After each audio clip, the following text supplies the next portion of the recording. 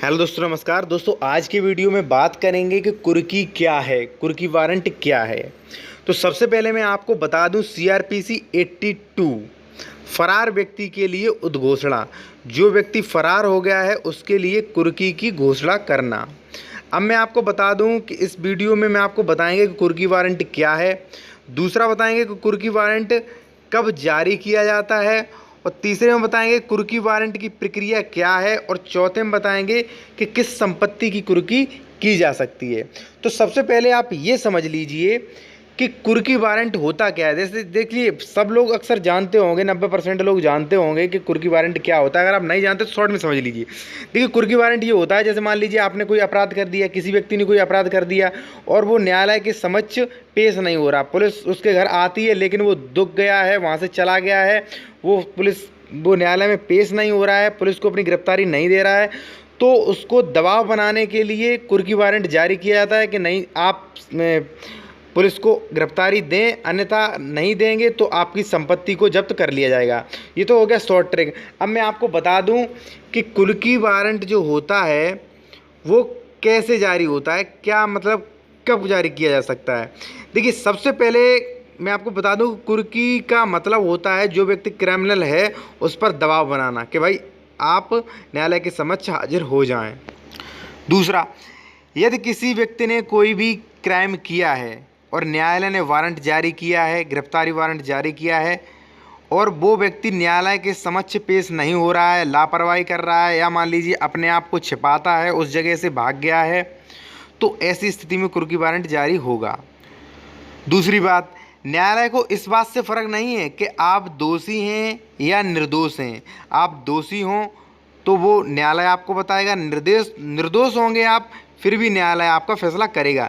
लेकिन अगर न्यायालय ने गिरफ्तारी वारंट जारी किया है तो आपको गिरफ्तार होकर जाना पड़ेगा। तीसरा पॉइंट, देखिए, कुर्की वारंट तभी आएगा, उससे पहले आपके नाम पर गिरफ्तारी वारंट आएगा तभी कुर्की वारंट आ सकता है। ऐसा नहीं हो सकता है कि आपके नाम पर गिरफ्तारी वारंट आया नहीं है और डायरेक्ट कुर्की वारंट आ गया, ऐसा नहीं हो सकता है। पहले गिरफ्तारी वारंट आएगा, जब आप गिरफ्तारी नहीं देंगे तब कुर्की वारंट आएगा। तीसरा पॉइंट कि प्रक्रिया क्या होगी। देखिए, सबसे पहले उनका काम होता है, जैसे मान लीजिए आपके नाम कुर्की वारंट जारी हो गया, फिर सबसे पहले उनका काम है कि आपको इन्फॉर्मेशन करना, कि आप तक इन्फॉर्मेशन पहुंच जाए कि आपकी संपत्ति का कुर्की वारंट हो गया है। तो सबसे पहले उन्हें प्रकाशन करना पड़ेगा। भाई, आपका जहां पर निवास स्थान है वहां पर इसकी सूचना चिपकाई जाएगी, और फिर सार्वजनिक स्थान पर, जो भी आपके क्षेत्र में सार्वजनिक स्थान होगा वहां पर भी आपकी संपत्ति के जो कुर्की वारंट है उसकी सूचना चिपकाई जाएगी, वहाँ पर भी सूचना दी जाएगी। न्यायालय में सार्वजनिक स्थान पर, जहाँ न्यायालय में सार्वजनिक स्थान होता है सभी क्षेत्र के लोग आते हैं, वहाँ पर भी आपकी कुर्की जो संपत्ति का कुर्की वारंट है उसकी सूचना लगाई जाएगी।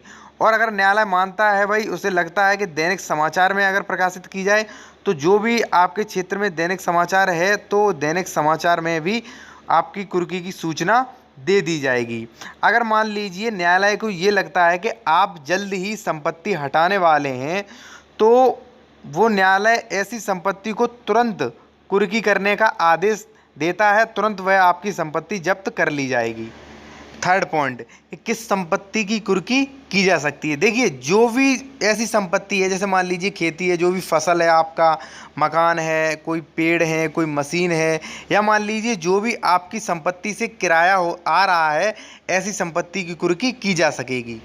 अब बात करेंगे कि किस संपत्ति की कुर्की नहीं की जा सकती है। तो देखिए, जैसे मान लीजिए आपका खाना जिससे बनता है, मान लीजिए गैस चूल्हा है, आपके बर्तन हैं, आपका बिस्तर है, तो ऐसी संपत्ति की कुर्की नहीं की जा सकती है। ऐसी संपत्ति कुर्की करने का कोई भी प्रावधान नहीं है।